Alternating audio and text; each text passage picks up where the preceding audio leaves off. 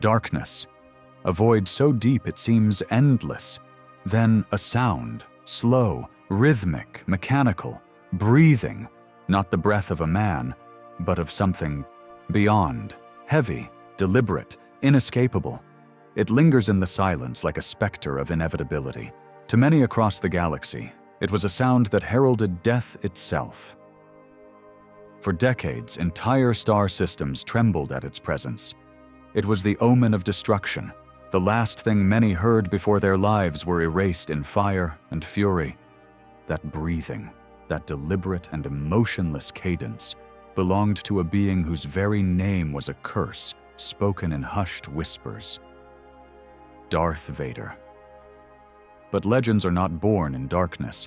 They are forged through suffering, betrayal, and choices that cannot be undone. Vader's name would be remembered in fear, but to understand the monster, one must understand the man who came before.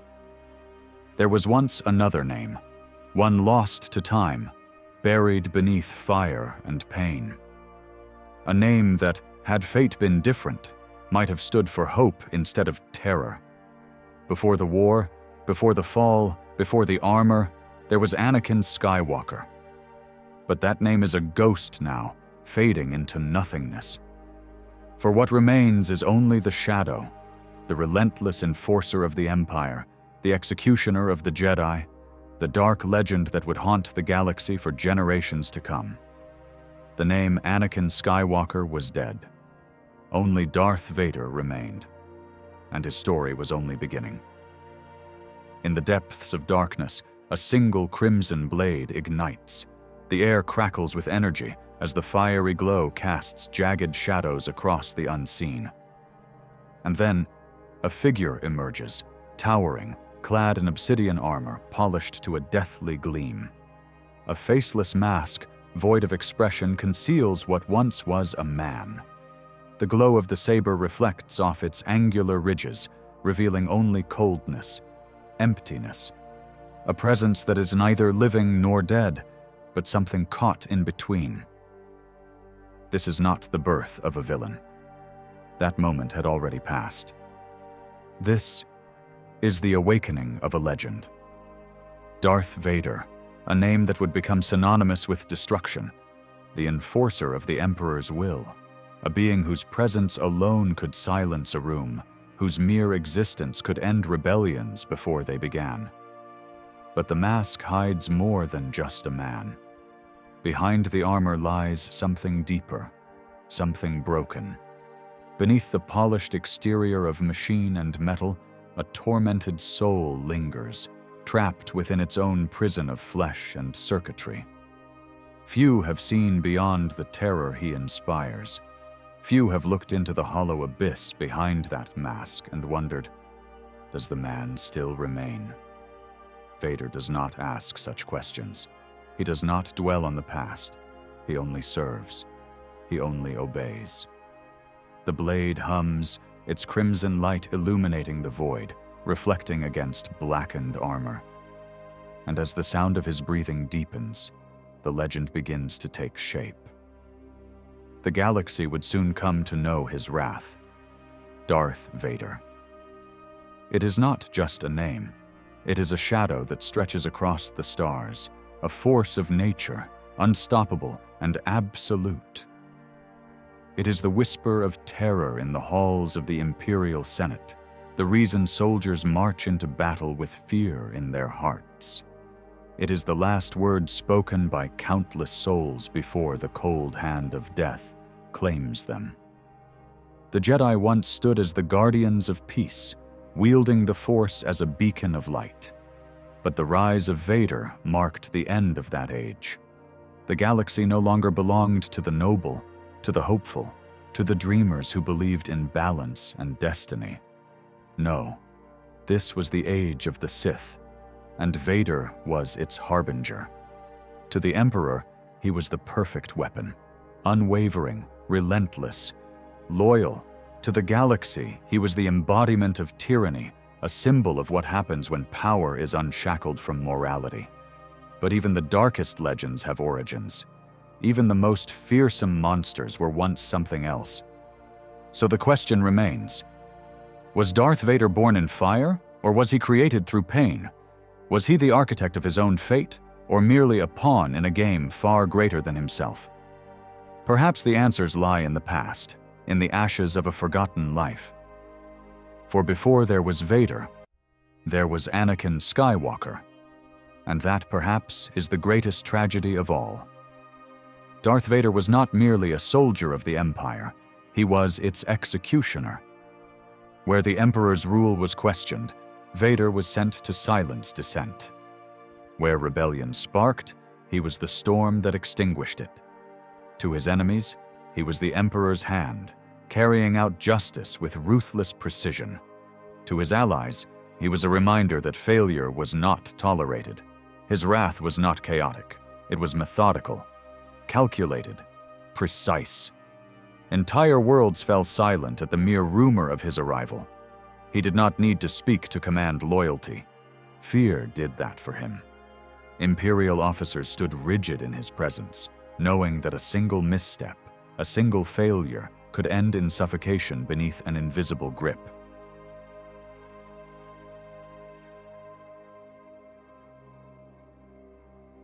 But his true purpose was far greater than crushing rebellion.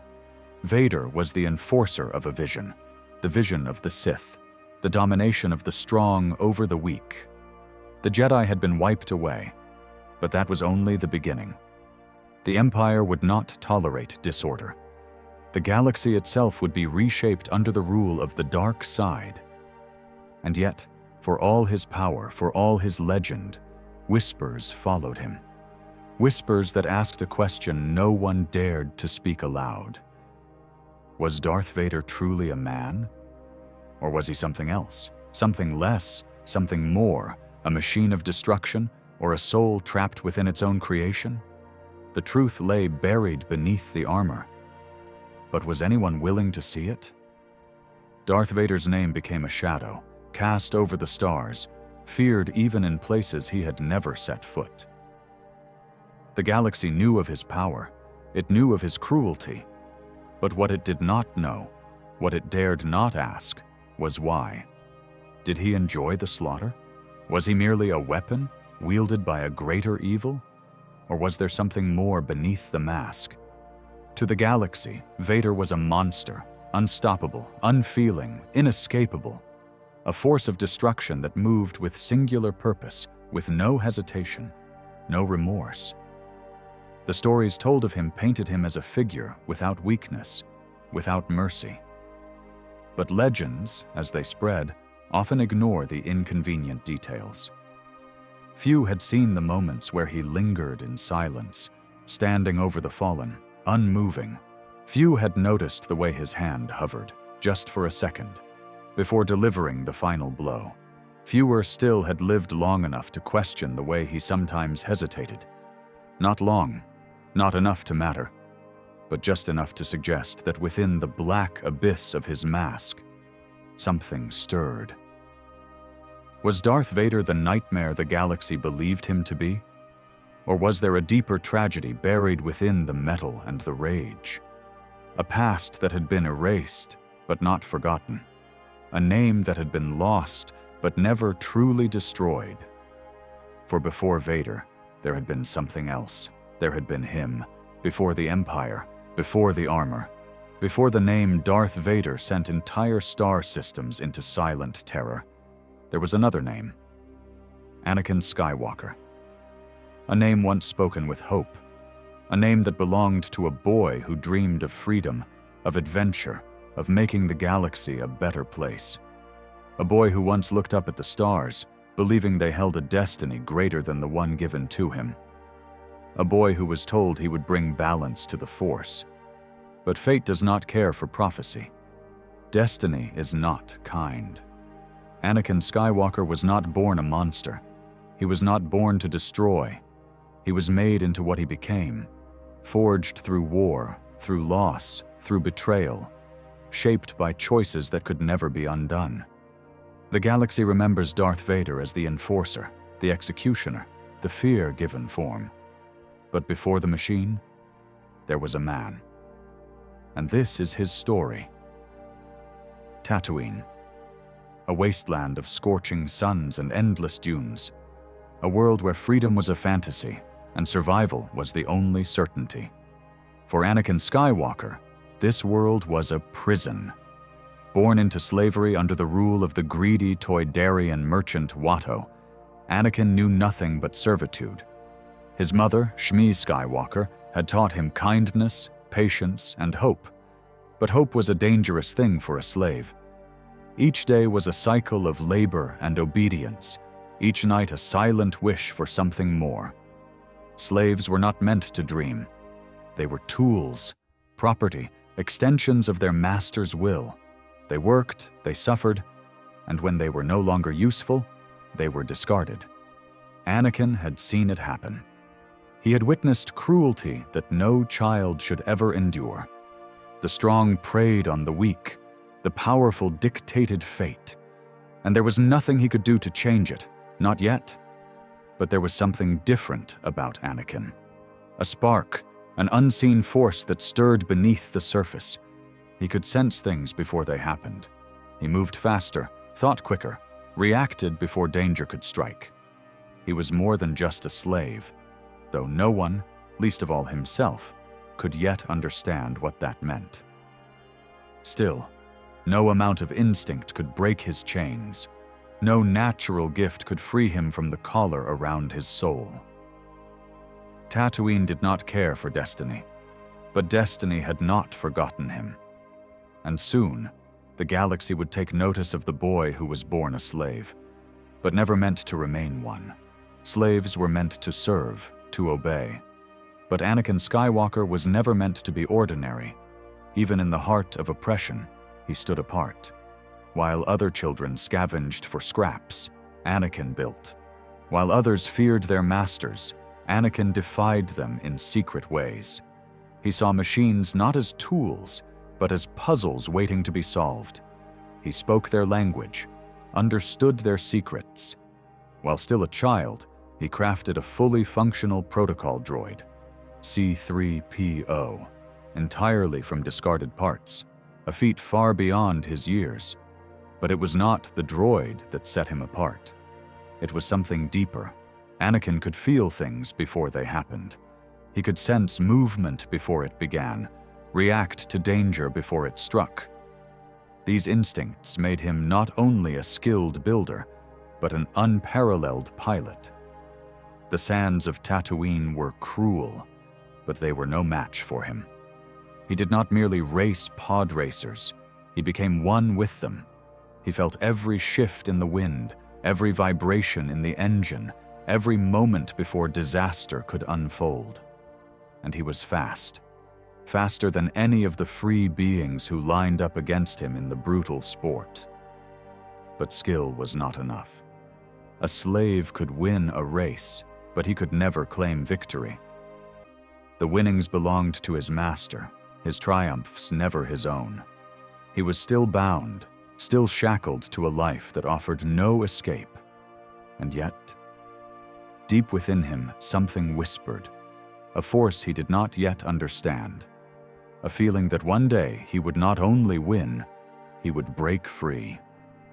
For Anakin Skywalker, chains were only temporary, and fate was already moving toward him. Fate is not kind, nor is it predictable. It moves unseen, waiting for the right moment to reveal itself. For Anakin Skywalker, fate arrived in the form of a Jedi. Qui-Gon Jinn was not like the others. He did not see the world as the Jedi Council did, through the rigid lens of tradition and doctrine. He followed the will of the Force wherever it led him, even to a desolate planet where nothing of importance should have existed. And yet, there was something here, something the Force whispered to him, a presence unlike any he had ever encountered before. Anakin Skywalker, a boy, a slave, no different from the countless others bound to the sands of Tatooine. But when Qui-Gon looked into the child's eyes, he did not see a slave. He saw possibility, a ripple in the Force so strong it could not be ignored. The questions came quickly. Who was his father? None. his mother said, "born of the Force itself." The weight of those words was not lost on Qui-Gon. The Jedi had long spoken of a prophecy, one who would bring balance to the Force, a being of unparalleled power. Was it possible that this child, in this forgotten corner of the galaxy, was the one foretold? Skepticism was natural. The Jedi did not place faith in prophecy alone. But there was no denying the truth standing before him. Anakin's connection to the Force was unlike anything he had ever seen. He moved faster, thought quicker. He felt the future before it happened. It was more than instinct. It was destiny.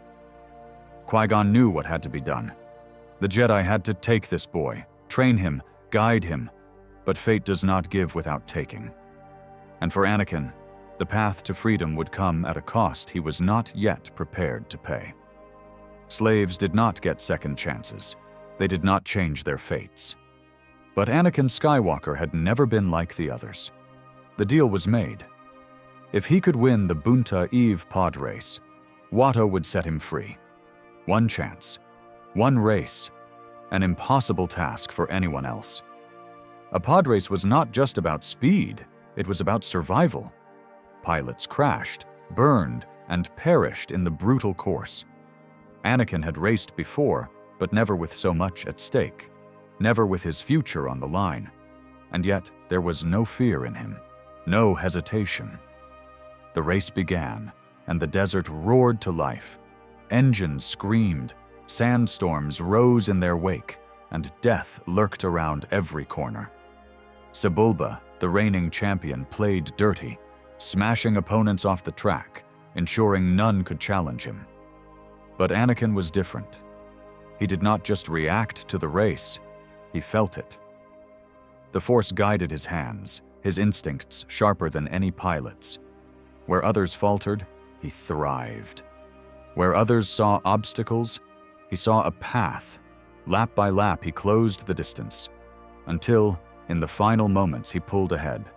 The crowd erupted, Sebulba crashed, and Anakin Skywalker crossed the finish line. He had won, he was free, or so he thought. But freedom was never without cost. The deal was for him alone. His mother, the one who had given him everything, would remain a slave. A child should not have to choose between his destiny and his family. But Anakin was given no choice, and so for the first time, he felt the sting of loss, a wound that would never truly heal. The stars above Coruscant shone with an artificial brilliance, but beneath their glow, the Jedi Temple remained untouched by the chaos of the galaxy. It was here, within its towering halls, that Anakin Skywalker's fate would be decided. Qui-Gon Jinn, unwavering in his belief, presented the boy before the Jedi Council. He spoke of the prophecy, of a chosen one who would bring balance to the Force. He told them of Anakin's unprecedented connection to it, his instincts, his power. But the Jedi did not share his certainty. They watched Anakin with measured gazes, assessing, scrutinizing. Then came the questions, sharp, probing. Did he fear losing? Did he miss his mother? Anakin, just a boy, answered honestly. And it was then that Master Yoda, ancient and wise, issued a warning that would echo across time. Fear is the path to the dark side. Fear leads to anger. Anger leads to hate. Hate leads to suffering. It was not a rejection, but it was not an acceptance either. There was doubt, concern. The Jedi were wary of attachment, of passion, of the emotions that clouded judgment. And in Anakin, they sensed something dangerous, something they could not yet name. Qui-Gon would not be swayed. He had made up his mind. If the Council would not train Anakin, then he would. Alone, if necessary. But fate would not allow it. A battle awaited on Naboo. A duel that would change everything. And by its end, the only Jedi who had truly believed in Anakin Skywalker would be gone. A Jedi was lost. A Sith was revealed. The balance of the Force shifted. The death of Qui-Gon Jinn was more than the loss of a Jedi Master. It was the loss of Anakin's greatest defender, the one who saw not just his power, but his potential. Qui-Gon had fought for him, believed in him when no one else had, but belief alone could not change fate. With his final breath, he gave his last wish to Obi-Wan Kenobi. Train the boy. Obi-Wan had been forged in the discipline of the Jedi Order. He did not share Qui-Gon's defiance, nor his faith in prophecy. But he was a man of honor. He would not let his master's dying words be in vain. The Council, too, could not ignore the will of the Force. Though they still harbored doubts, they granted Obi-Wan permission to take Anakin as his apprentice. And so a new bond was formed, one that would shape the destiny of the galaxy. But Anakin was not like other Padawans. He was powerful, impatient, unorthodox. Obi-Wan was strict, by the book, bound by the traditions of the Jedi. Where Qui-Gon had been a guiding light, Obi-Wan was a guardian, determined to mold Anakin into the Jedi the Order expected him to be. And yet, despite their differences, a bond grew between them. Not just as teacher and student, not just as Jedi, but as brothers. A bond that would one day be tested beyond breaking. The Force was not meant to be wielded with unchecked power. It required discipline, patience, and balance. But Anakin Skywalker was unlike any Jedi before him. Even as a Padawan, his abilities surpassed those of seasoned knights. He could move faster, react quicker, and wield the Force with a raw intensity that was both awe-inspiring and unnerving. He was not just powerful, he was instinctive. Where others relied on years of training, Anakin simply knew what to do. It was effortless, natural, as if the Force itself bent to his will. And yet power without restraint is dangerous. The Jedi saw his talent, but they also saw the flaws within him. Anakin was reckless, impatient, unwilling to accept limitations. He defied orders, believing that his abilities set him apart, that the Jedi Code was more of a restriction than a guide. Obi-Wan Kenobi, his master, was both proud and wary.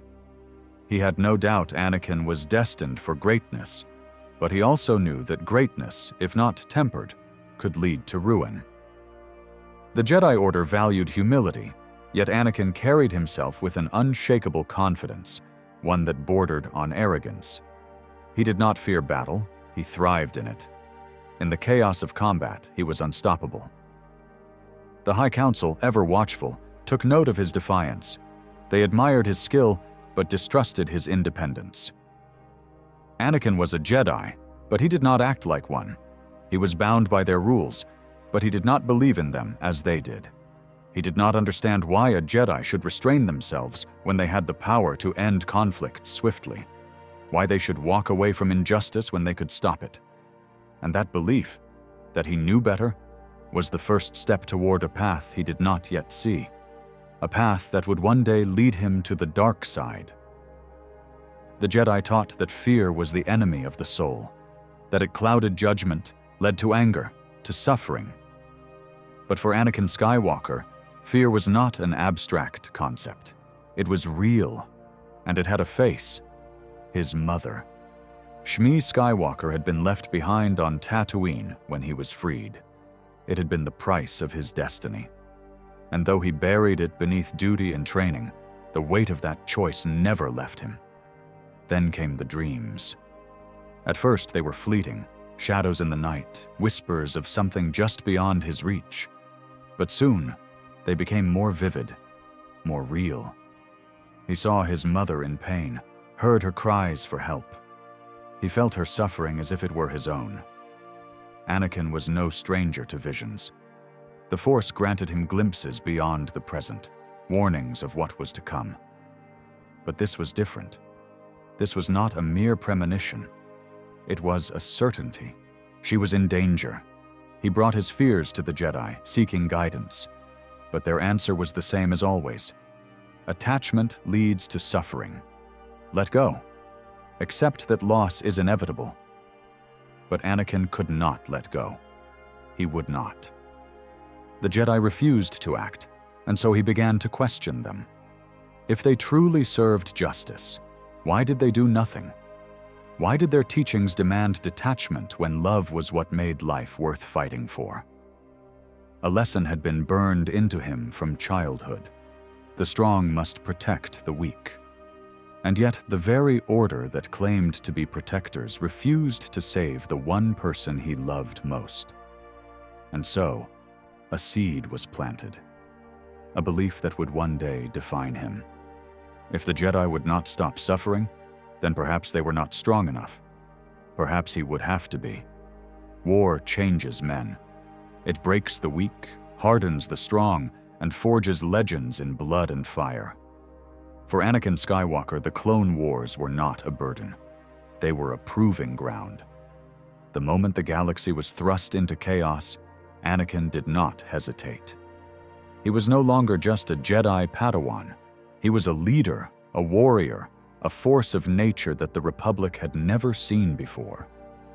The battlefield became his domain, and the clones under his command did not simply follow orders. They followed him. He led from the front, never from behind. Where other Jedi generals remained cautious, calculating their movements with careful precision, Anakin charged forward, instinct and power guiding his every decision. And the results were undeniable. Victory after victory, world after world reclaimed from separatist control. His tactics were bold, unorthodox, sometimes reckless, but they worked. His reputation grew. To the Republic, he was a symbol of hope, the perfect Jedi warrior who defied the odds and emerged victorious. To the clones, he was a brother in arms, a leader who saw them as more than soldiers, who saw them as men. But to the Jedi Council, he was something else entirely, a dangerous outlier. His strength was unquestionable, but so was his defiance. He ignored protocol, questioned orders, and did what needed to be done, regardless of tradition. The war gave him purpose, but it also gave him something else, authority. He was no longer a boy in training. He was Anakin Skywalker, Jedi Knight, war hero. But war does not only create heroes, it breeds something else, something far darker. For Anakin, the Clone Wars were a stage, a place where he could use his power freely, unrestrained by the dogma of the Jedi Order. He was saving lives. He was bringing justice. And yet the more battles he won, the more he began to wonder. If he was capable of ending the war himself, why did the Jedi insist on restraint? Why did they hold him back? The war had turned him into a warrior, but it had also planted the seeds of doubt. And those seeds would not take long to grow. Jedi were taught to form no attachments, to serve without personal ties, to lead without personal bonds. But some rules were impossible to follow. For Anakin Skywalker and Obi-Wan Kenobi, war had forged something that no Jedi code could deny: a brotherhood. From the training halls of the Jedi Temple to the front lines of the Clone Wars, they had fought side by side, bled together, saved each other's lives more times than they could count. There was no one Anakin trusted more than Obi-Wan, no one who knew him better. And though Obi-Wan would never admit it, the feeling was mutual. But war changes men, and even the strongest bonds begin to crack. Anakin fought with instinct, passion, and raw power. Obi-Wan fought with patience, discipline, and control. On the battlefield, their methods clashed. Anakin charging into danger without hesitation, Obi-Wan urging caution and strategy. Yet despite their differences, they always had each other's backs, until the differences became too great to ignore. The war had given Anakin confidence, but it had also given him something else: frustration. Frustration with the Jedi, with their refusal to act decisively, with their blind adherence to tradition. He saved lives, won battles, and yet, time and again, the Jedi Council refused to acknowledge his achievements. Obi-Wan saw it. He heard the resentment in Anakin's voice, saw the flickers of anger when the Council withheld their trust. He tried to temper it, to remind Anakin of patience, of humility. But Anakin was no longer a boy, no longer an apprentice willing to accept lessons. He was a warrior, a hero, and in his mind, he was right. And then there was Palpatine.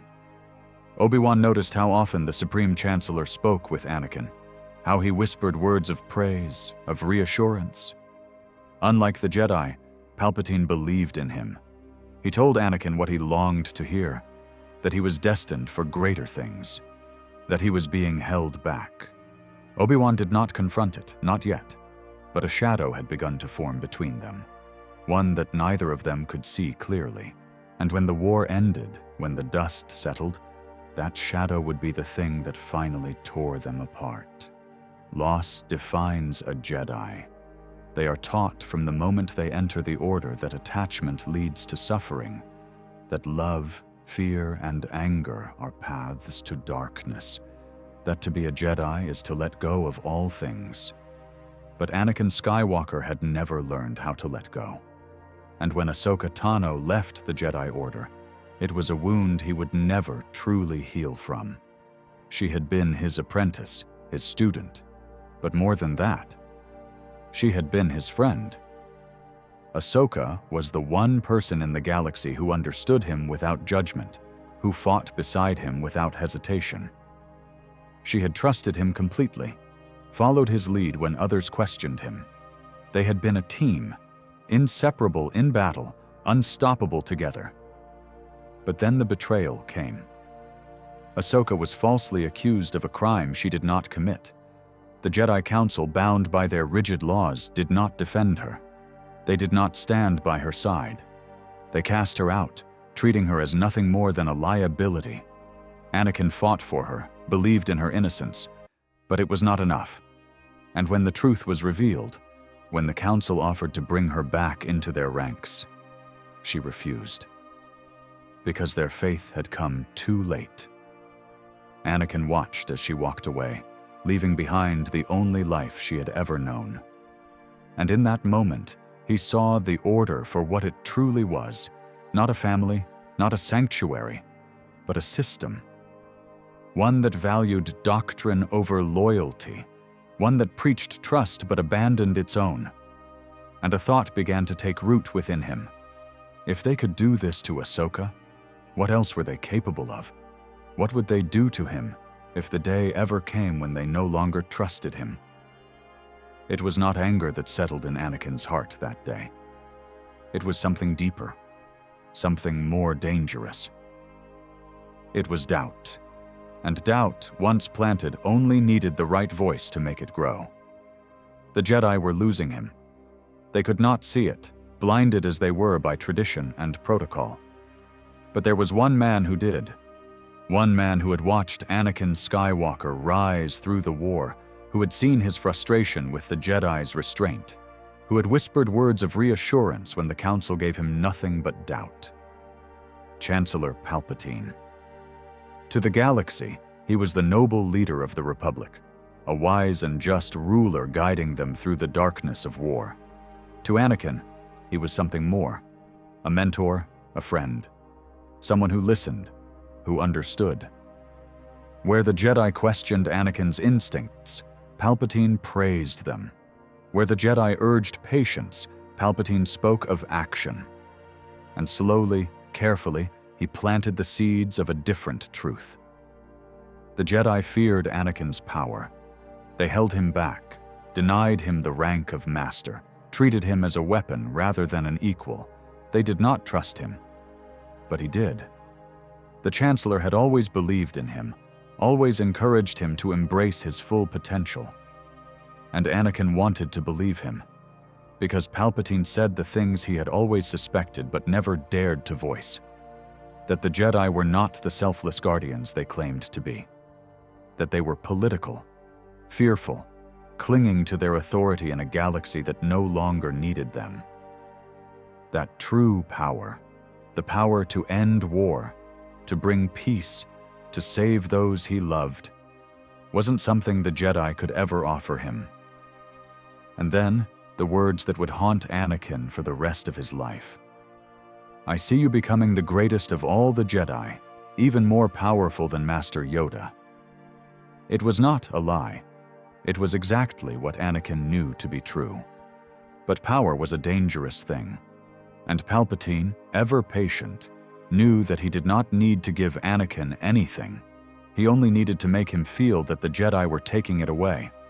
Because the moment Anakin no longer trusted the Order, the moment he saw them as enemies instead of allies, that would be the moment he would be his. For years, Anakin Skywalker had given everything to the Jedi Order. He had fought on the front lines, bled for the Republic, and led his armies to victory time and time again. He had become the face of hope in a war that seemed endless. And yet, when the moment came for the Jedi to recognize his worth, they turned him away. The Jedi Council summoned him, their faces unreadable as they delivered their decision.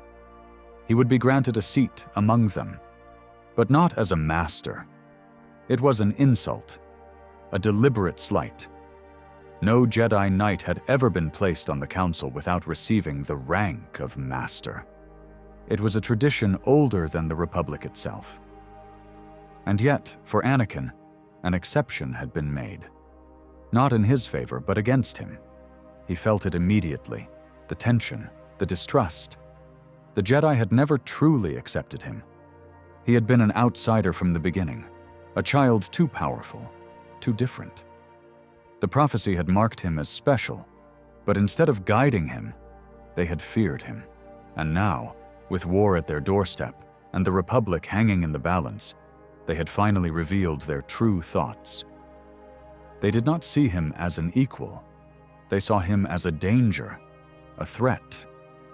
Anger burned beneath his skin, but he kept his voice calm. He asked why. Why deny him what he had earned? But their answers were empty. Deflections wrapped in wisdom. They spoke of patience, of humility. But Anakin had been patient.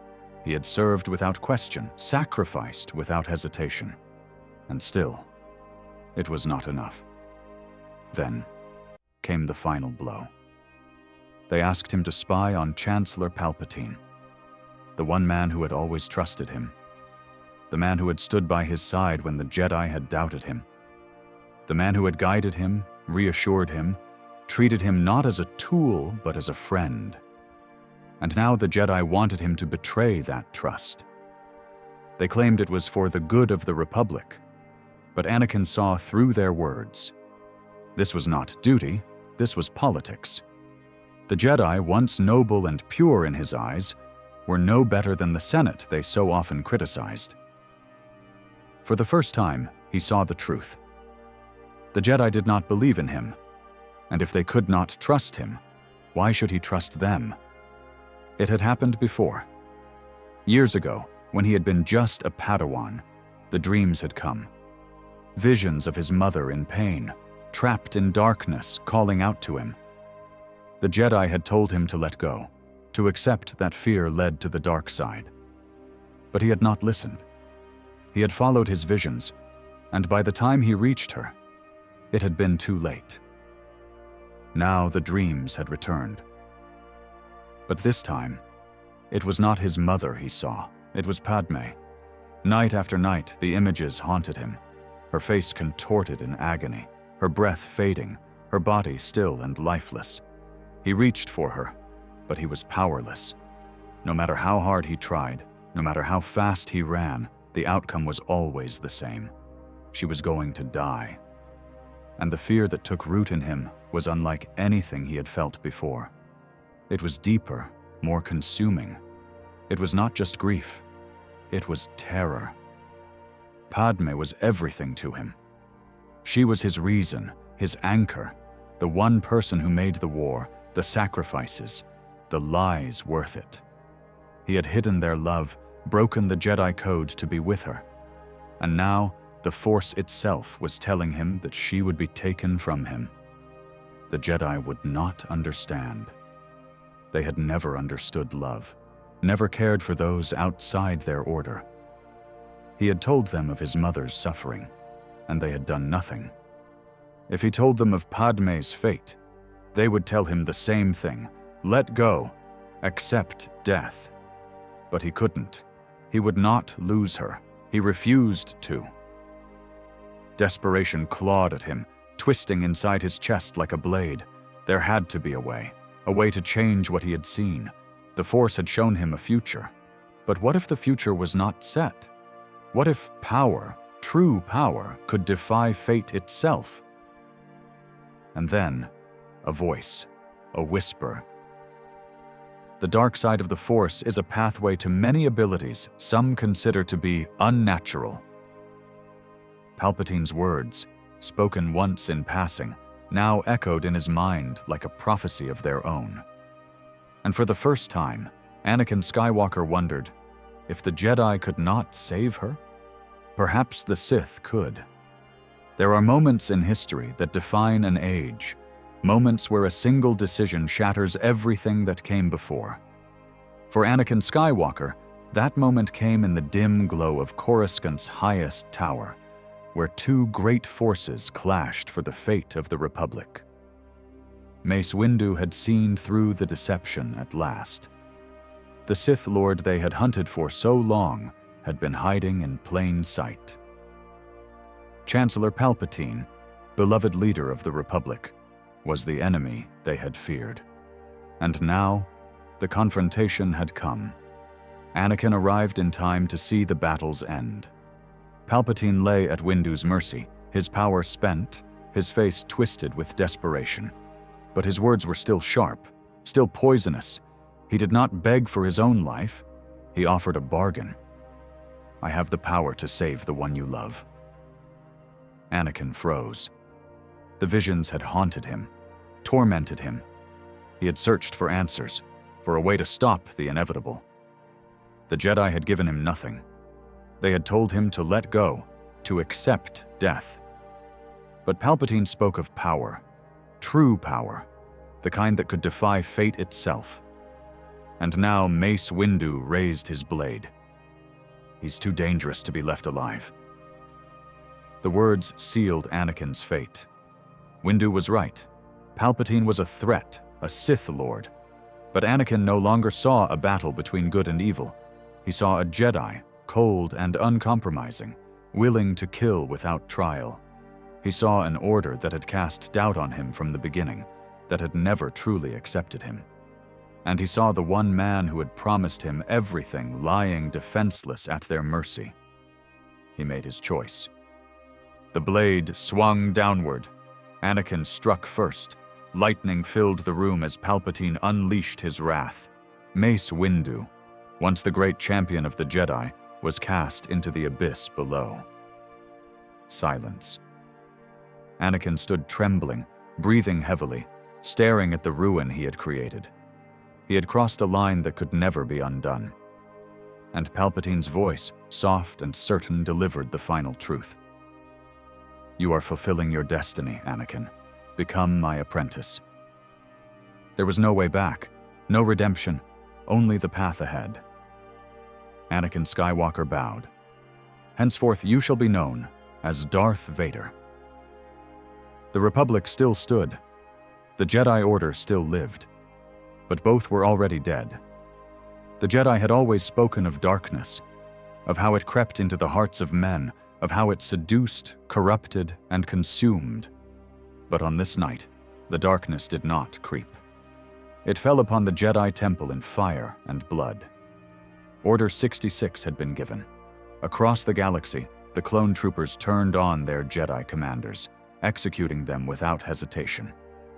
The warriors who had once led the Grand Army of the Republic were now its prey. It was swift, ruthless, absolute, and at the heart of it all, leading the massacre, was Darth Vader. No longer Anakin Skywalker, no longer a Jedi. The temple doors shattered before him, and he stepped into the halls that had once been his home. But there was no hesitation, no regret. He had made his choice. The Jedi were traitors.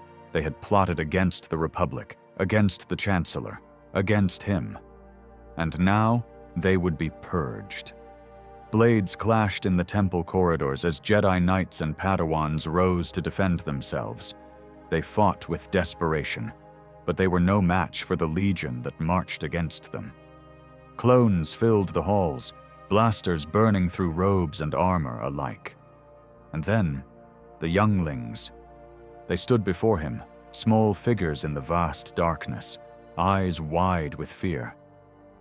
"Master Skywalker, what are we going to do?" The moment lingered. A whisper of something deep within him, something that recoiled at the sight. But Anakin Skywalker was gone. The blade ignited. By dawn, the temple was silent. The bodies of Jedi, young and old, lay scattered across the sacred halls. Smoke rose into the sky, carrying with it the final embers of an order that had lasted for thousands of years, and at its center stood Vader. Not a hero, not a savior, a destroyer. The Chosen One was no more. Anakin Skywalker, Jedi Knight, war hero, the prophesied bringer of balance, fell on the burning shores of Mustafar, not to an army, not to the Sith, but to the blade of the man he once called brother. Betrayal had led him here, his own, against the Jedi Order, theirs in their refusal to trust him, and Obi-Wan Kenobi's, his master, his mentor, the one who should have understood him, but instead had come to kill him. The duel had been ferocious, neither warrior holding back. But in the end, fate had decided. Anakin had been powerful, more powerful than any Jedi before him, but even he could not fight destiny. He had underestimated Obi-Wan's experience, his precision, his mastery of defense. And so, in one final, desperate moment, Anakin leapt, only to be struck down in a single decisive stroke. He fell.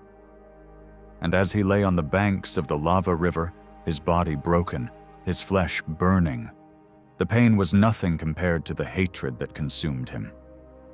Obi-Wan had not finished him.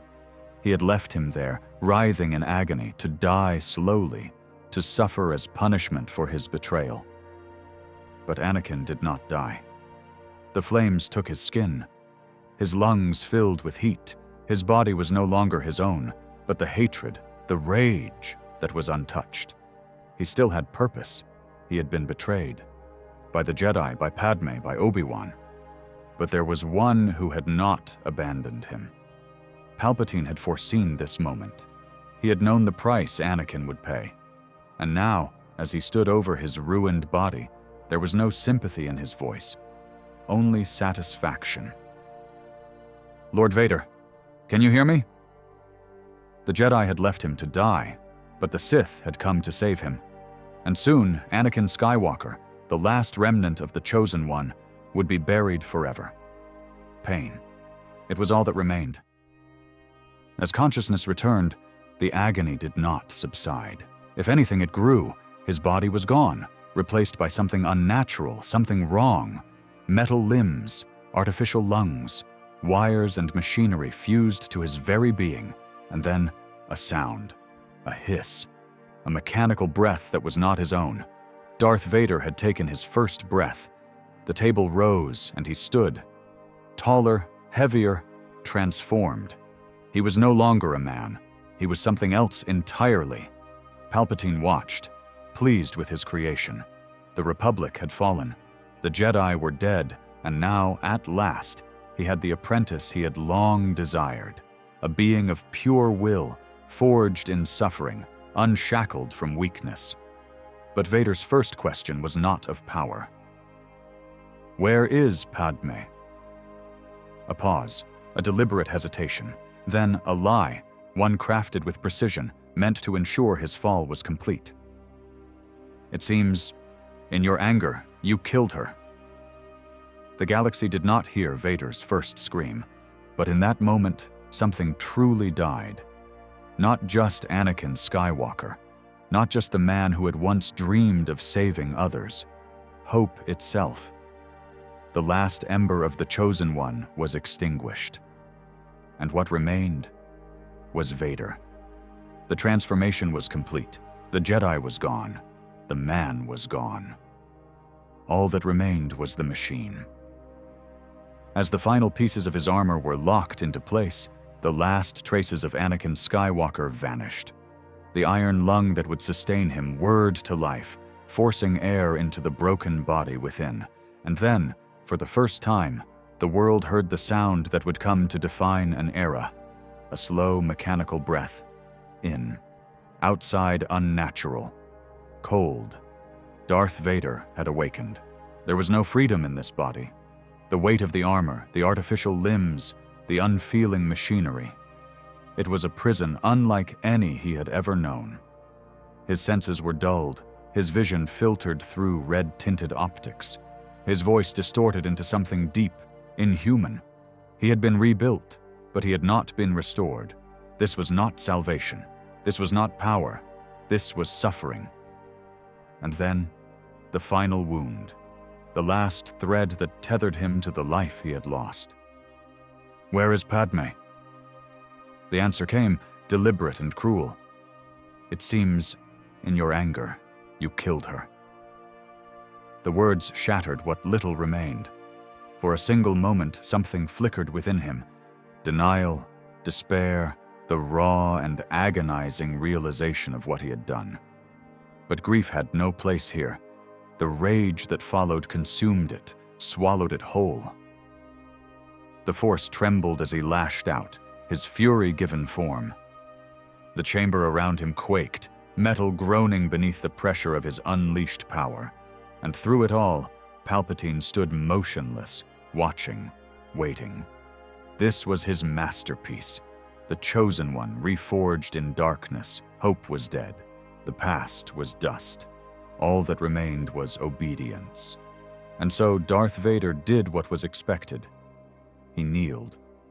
Darth Vader had no time to mourn, no time to reflect, no time to breathe in the full weight of what he had become. There was only the next command. Palpatine had built him for a purpose, and that purpose was war. The Jedi still lived, scattered, hiding in the outer reaches of the galaxy, clinging to the ruins of their fallen order. They had survived Order 66, but they would not survive him. Hunting them would be Vader's first test, the first step in proving his loyalty to the Sith.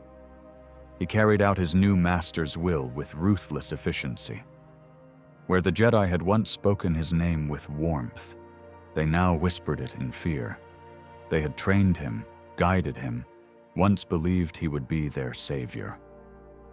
Now they were nothing more than prey, and he did not hesitate. Temple ruins, deserted hideouts, distant worlds, wherever they fled, he pursued them. Jedi Knights, exiled masters, even those who had once called him friend, none were spared. His blade ignited, and the galaxy was reminded of what true darkness looked like. The Republic was gone.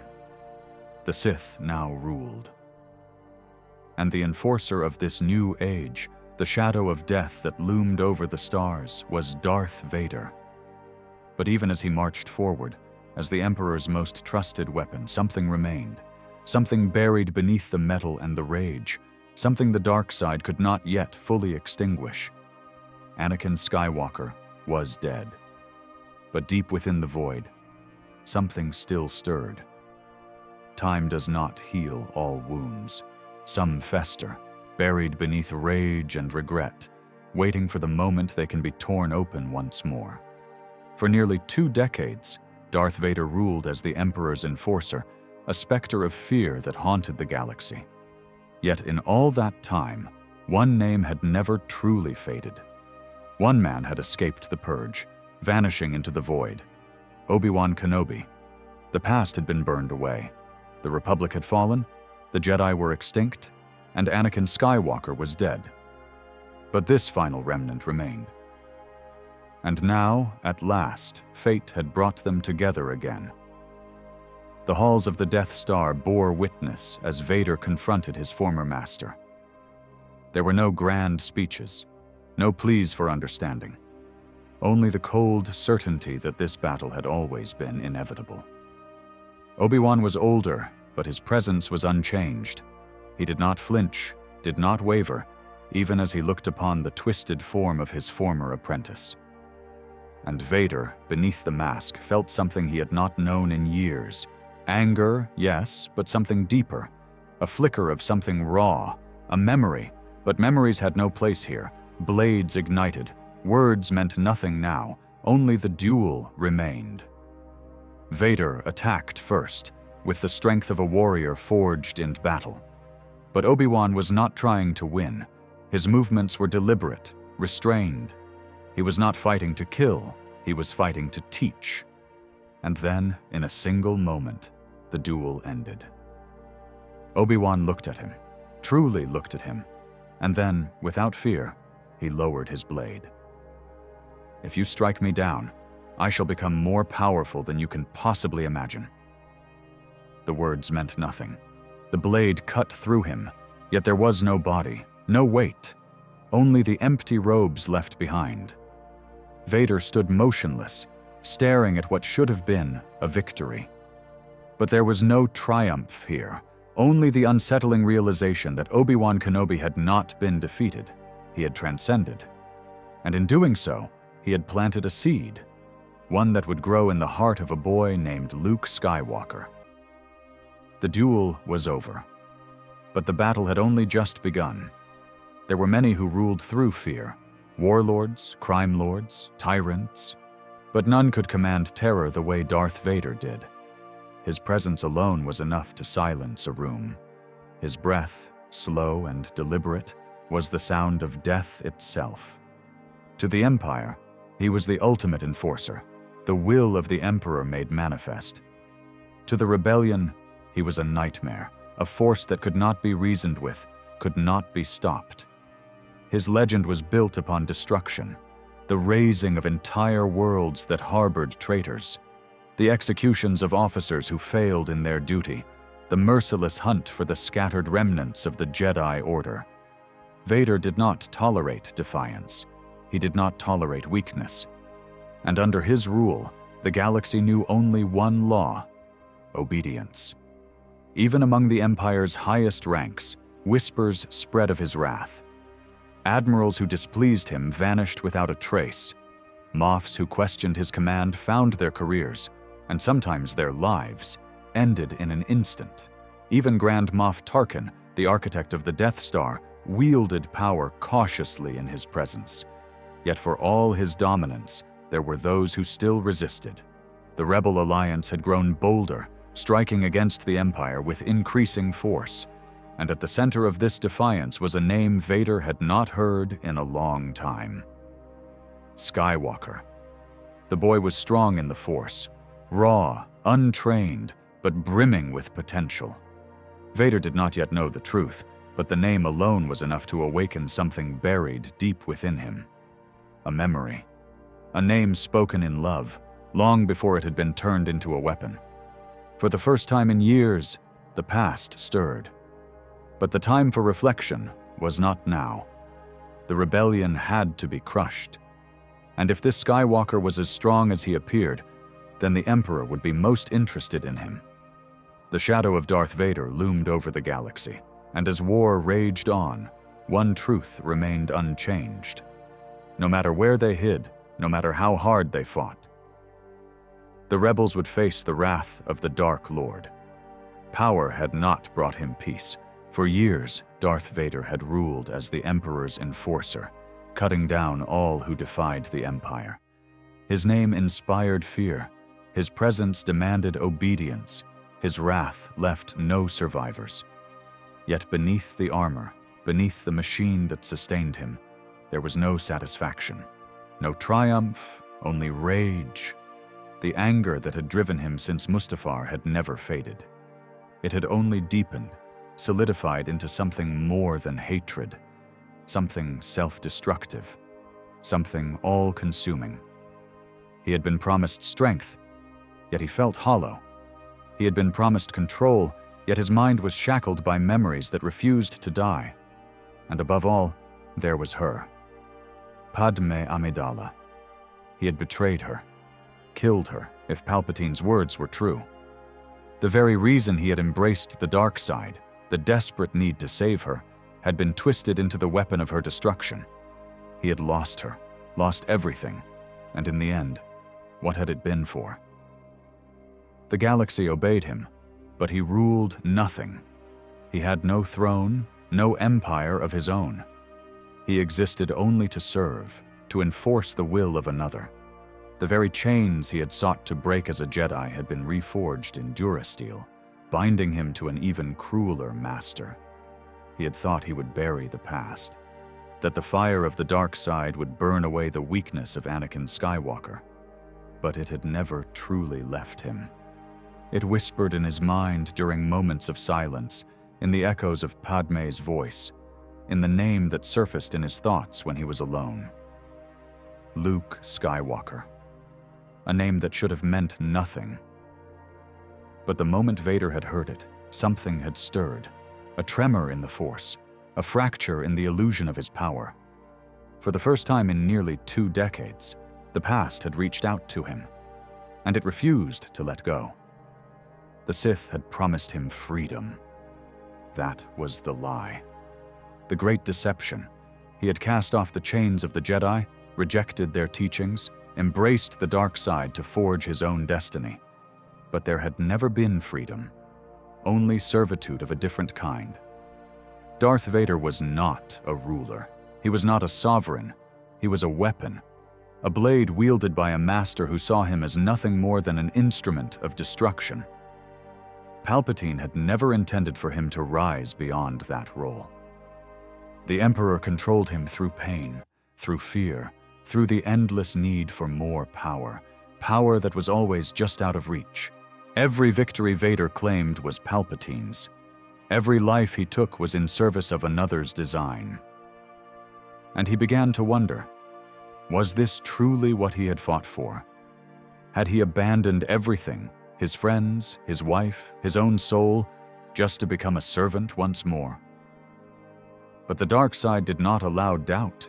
It thrived on rage, on control, on absolute certainty. To question was to weaken. And so he buried the thoughts, drowned them beneath the only thing he still had, his hatred. Until one day, a single act shattered the illusion. A boy, no older than he had been when he left Tatooine, stood before him. Untrained, reckless, yet burning with raw potential. A child who should not have existed. A name that should have meant nothing. Luke Skywalker. For the first time, Darth Vader did not see an enemy. He saw an heir, a chance at something beyond the prison he had built for himself, the son he had never known, the last link to a life he had long since destroyed. And in that moment, the fire of the dark side wavered. Anakin Skywalker was dead, but the Force was not done with him yet. For decades, Darth Vader had been the embodiment of fear, a force of destruction, unyielding and absolute. The past had been severed, burned away in the fires of Mustafar. Anakin Skywalker was dead, and with him, all remnants of the man who once loved and dreamed of a life beyond power. But fate, it seemed, was not yet finished with him. The first tremor came during the Battle of Yavin. A single pilot, barely more than a boy, had done the impossible. He had destroyed the Empire's ultimate weapon, the Death Star, a feat that no ordinary man could have accomplished.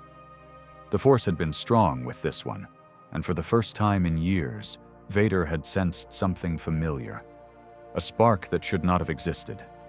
It was a name that echoed across the stars, Skywalker, a name that should have meant nothing. But in that moment, something shifted. The memory of another time, another life, clawed its way to the surface. A life where that name had held meaning, hope, and love. The son he had lost, the child he had never known. An obsession took root. Who was this boy?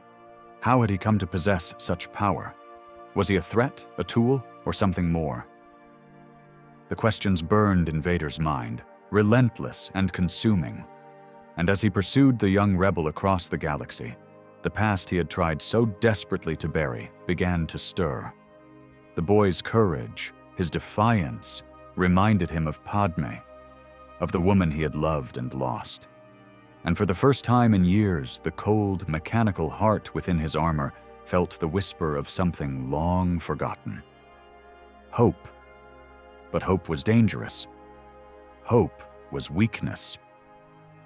And so Vader told himself that this was merely duty, a mission to crush the rebellion, to root out a potential threat.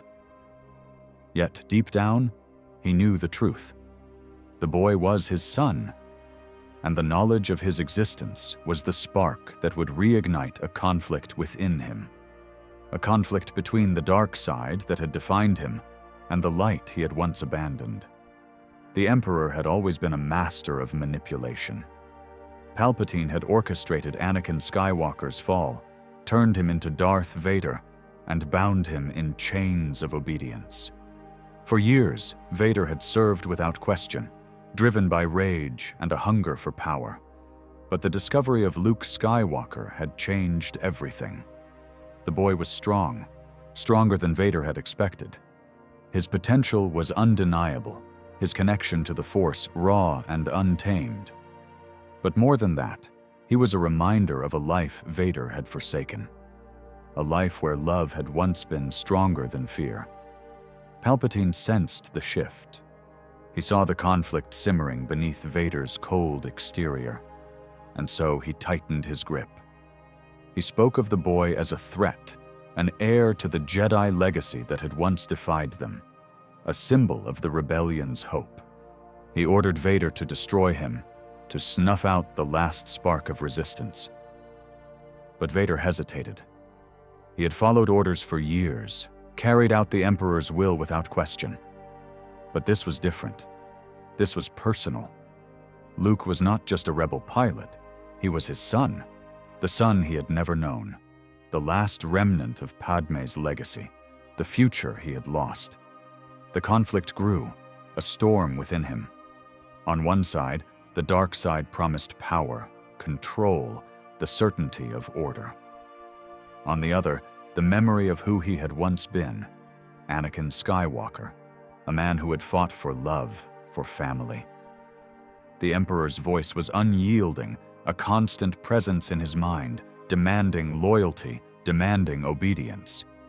But for the first time, Vader questioned his place in Palpatine's design. Was he truly in control? Or was he merely a pawn, a servant in a game that had no end? Luke offered a possibility, a different path, one that could break the cycle of destruction. But to take that path would mean defying the Emperor, confronting the fear that had defined him for so long. And so Vader found himself caught between two masters, the dark side that had consumed him and the light that still lingered, faint but unyielding, in the heart of his son. A choice loomed, a choice that would decide the fate of the galaxy and the soul of the man he had once been. The throne room of the second Death Star was silent, but for the hum of two ignited blades. Father and son stood across from each other, locked in a battle that neither of them truly wanted. For years, Darth Vader had hunted the last remnants of the Jedi. He had cut them down, erased their legacy, ensured their order would never rise again. But now, he stood before one who would not fall. A boy who had refused the Emperor's temptations, who had not given in to fear or anger. Luke Skywalker. Palpatine's voice echoed from the shadows, urging Vader forward, to strike, to kill, to prove, once and for all, that the dark side was absolute. But Luke did not strike first. He did not press the attack as others had. Instead, he pleaded, not with his blade, but with his words. "I will not fight you, Father." Father. It was the name he had rejected, the title he had abandoned long ago. Vader had believed that Anakin Skywalker was dead, buried beneath years of hatred and servitude. But this boy, his son, spoke as if that name still meant something. Luke believed there was still good in him. The duel raged on, but Vader was no longer certain of his strength. Each strike was heavy, but not decisive. Each move calculated, but not final. He was testing Luke, searching for something. And Luke, despite his fear, refused to give in to the rage that the dark side demanded. Then, Vader spoke words meant to wound. "If you will not turn to the dark side, then perhaps she will." A mistake. Luke's fury ignited like a storm. His blade crashed down upon Vader's, driving him back. The boy who had once fought with restraint now attacked with unrelenting power, fueled by the very anger he had sought to deny. Blow after blow rained down, forcing Vader to his knees, and then a single strike severed his mechanical hand. Vader looked up to see Luke standing over him, chest heaving, lightsaber raised. A moment of choice had come. Luke had his father at his mercy. But then, he saw it. The wires and metal exposed in Vader's severed wrist, the same as his own.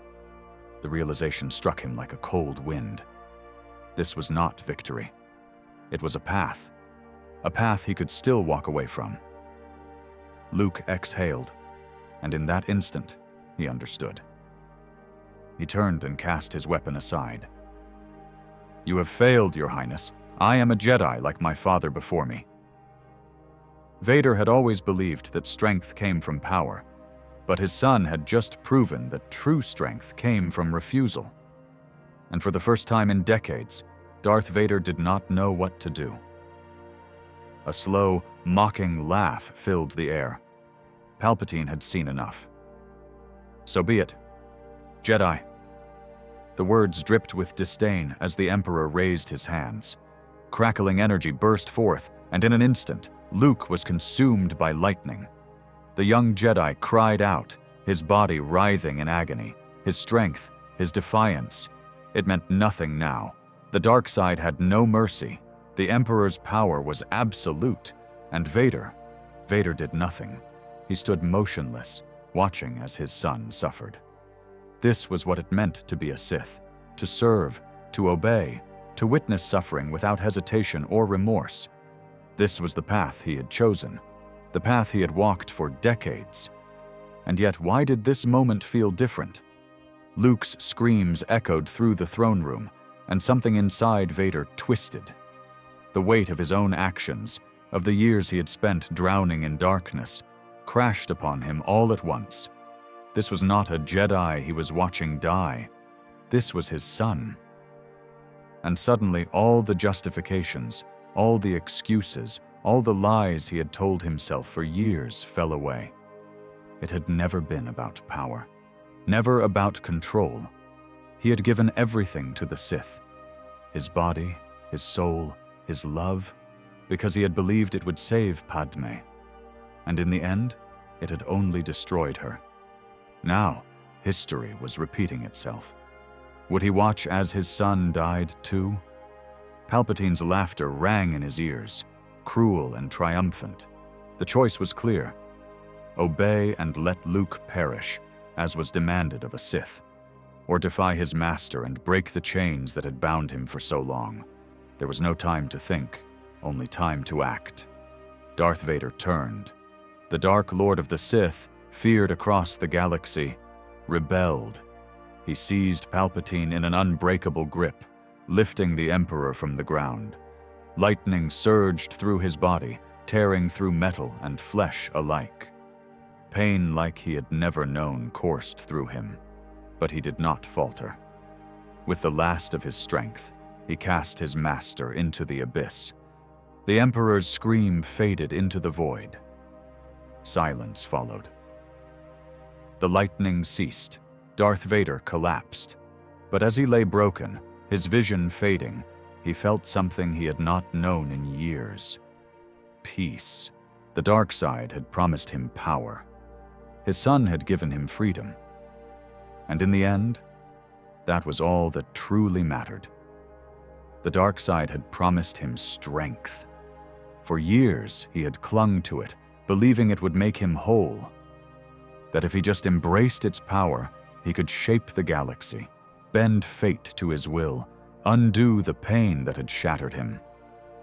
But as he lay broken on the cold floor of the Emperor's throne room, watching his son struggle for breath beneath Palpatine's merciless lightning, Vader saw the truth at last.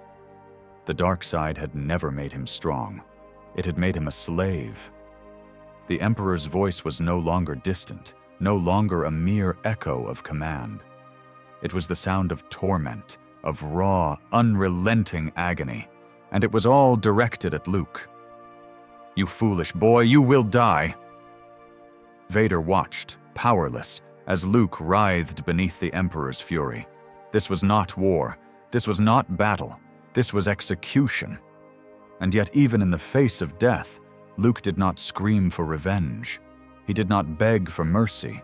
He simply called out, "Father." It was not Darth Vader who answered that plea. It was Anakin Skywalker. For 20 years he had believed himself beyond redemption, beyond salvation. But in this moment, redemption was not found in words, nor in regret. It was found in action. And so, with the last of his strength, he rose. The dark side had demanded his obedience, but it no longer held him. His limbs burned, his systems failed, his body screamed for rest. But none of it mattered. The Emperor did not see the betrayal until it was too late. Vader seized him in an unbreakable grip, the master who had ruled him for decades now powerless in his grasp. Lightning arced through his body, frying circuits, burning what little flesh remained. Pain coursed through him, but he endured. It was nothing compared to the suffering he had inflicted. Palpatine's screams filled the throne room, a sound of pure disbelief. He had not foreseen this. He had not foreseen that his greatest weapon would be the one to end him. With one final act of defiance, Darth Vader hurled the Emperor into the abyss. For years, he had been told that the dark side was absolute, that it was the only way, that there was no other path. But in the end, it had been love that had destroyed the Sith. Not power, not hatred. Love. The prophecy had been fulfilled. The Chosen One had brought balance to the Force. But Anakin Skywalker had little time left to see what his actions had restored. Vader had always believed the mask was his true face. It had hidden his pain, his weakness, the man he had once been. It had been his armor, his prison, his identity. But now, as the last embers of the Emperor's lightning faded, he knew he could not wear it any longer. His breath came in shallow gasps, his body failing, his vision darkening. But there was one thing he had to do before the end. He looked up at Luke, his son, the boy who had saved him not with a blade, but with mercy. The boy who had believed in him even when he had not believed in himself. "Help me take this mask off." Luke hesitated. The mask was his life support. Without it, he would die. But Anakin was not afraid of death. "Just for once, let me look on you with my own eyes." For over 2 decades, the galaxy had known only Vader, a faceless specter of death, a monster. But as the mask was lifted, it was not a monster who remained. It was a man. His skin was pale, his eyes sunken, his face marked by time and suffering. But for the first time in years, he looked upon his son with clarity. There was no anger, no hatred, only peace. "Now go, my son, leave me." But Luke refused. He would not abandon him, not now. "I've got to save you." A faint smile touched Anakin's lips. "You already have." He had lived as a slave, first to the Jedi, then to the Sith, then to his own anger. But in the end, he had found freedom. Not through power, not through domination, through love, through his son. The Force had given him one last gift, the chance to say goodbye. With the last of his strength, he whispered the words that had once been lost to time. "Tell your sister, you were right." And then, at last, Anakin Skywalker let go. The dark side had taken everything from him, but it had not taken this. Not the final moment, not the final truth. Anakin Skywalker had returned. And for the first time in over 20 years, he was free. Legends are not always written in light. Some are forged in darkness, in fear, in power, and few figures in history have cast a longer shadow than Darth Vader. For decades, he was the fist of the Empire, the enforcer of Palpatine's rule, the executioner of the Jedi. To some, he was a warlord, a tyrant whose name alone could silence entire star systems. To others, he was a nightmare made real, a force that could not be reasoned with, could not be stopped. To the rebels, he was death incarnate, the one who hunted them across the stars, who led the charge in crushing their resistance. He had no mercy, no hesitation, only the singular goal of maintaining the Empire's absolute control. But history is never simple, and even the darkest of legends are not without contradiction. For all his brutality, Vader was not a mindless weapon. He was not driven by greed nor by ambition. He sought no throne of his own, no power beyond what was necessary to serve his master. He did not revel in destruction. He wielded it because he believed it was his only path. And in the end, that path led him not to ultimate power, but to redemption. The Jedi he had once sworn to destroy, the son he had been commanded to kill, became his salvation. When given the choice between ultimate darkness and one final act of light, he chose to save his son. That is the complexity of Darth Vader, a villain, a warrior, a servant, a father. And in his final breath, a Jedi once more. The legacy of Darth Vader did not end with his death. His actions had set the course of history, shaping the galaxy in ways that would last long after the fires of the Empire had faded. It was his betrayal that had allowed the Sith to rise, his loyalty that had kept them in power, and in the end, it was his redemption that ensured their fall. He had been both the architect of the Empire's dominance and the instrument of its destruction. The scars he left behind ran deep. Planets burned under his command. Families were torn apart. The Jedi Order was reduced to whispers of legend. The terror he had instilled did not simply vanish the day he died. But neither did his final act. He had done what no one else could. He had ended the Sith. The prophecy that had once seemed lost had, in the end, been fulfilled. The Chosen One had brought balance to the Force, not by ruling the galaxy, but by saving his son. And so his name remained. Some whispered it in fear, others in awe. His story became legend, his actions debated by those who came after. But no matter how history chose to remember him, one thing remained undeniable. The shadow of Darth Vader would never be forgotten. Darth Vader was more than a man. He was a symbol, a shadow that stretched across the stars, a name that evoked terror and awe in equal measure. Even after his death, the stories remained, some whispered in fear, others spoken with a strange kind of reverence. To the remnants of the Empire, he was the pinnacle of power, the embodiment of the Sith's might. Officers and soldiers who had once served under him spoke of his unrelenting will, his brutal efficiency. They told of commanders who failed him and were never seen again, of enemies who fell before him without a chance to fight back. In their eyes, he was the ultimate enforcer, a warrior whose power had been unmatched. To the rebels, he was something else entirely. He was the hunter, the executioner of their kind, the man who had nearly wiped them out, who had strangled hope itself beneath his iron grip. They told stories of the terror he inspired, the way an entire battlefield could fall silent at the sound of his breathing. But not all stories painted him as a monster. There were those who saw the tragedy in his tale, who spoke not just of Vader, but of the man who had come before him. The Jedi Knight who had been deceived, who had fallen, who had been lost to darkness but had found his way back in the end.